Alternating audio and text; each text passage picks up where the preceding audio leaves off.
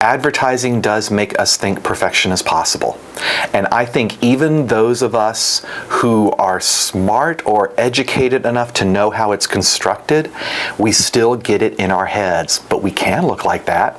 They do look like that. Social media influencers have become like the rage in terms of how brands want to communicate through social media. So we're seeing, when I read through the industry newspapers, they're telling us that we should be using influencers more. And it goes back to the classic idea of word of mouth and just the idea of how the media operates. Media theory, like this kind of like two-step flow that, it's not the media that impacts people, but it's other people that impact people.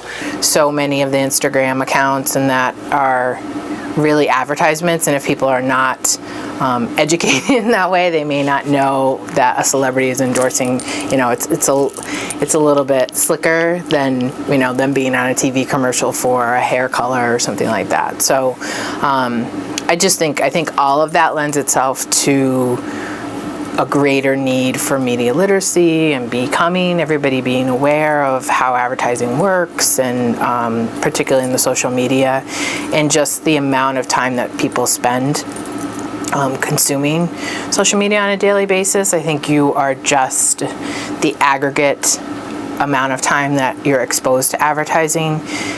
We have long been not necessarily conscious and aware of it with other media, and I think you're even less so when it's social media because you're on it so much. Do women see themselves in the Kardashians? Do women see themselves in Kendall Jenner? I know that a lot of women aspire to that, and so part of it is aspirational. Part of the reason why the Kardashians and Jenners do what they do is to say, you're not me. But you can be if you buy these products, if you use your makeup this way, and especially if you buy our products. If you go to Dash and buy our clothes and then you buy the cosmetics we're selling, you can aspire to be one of us.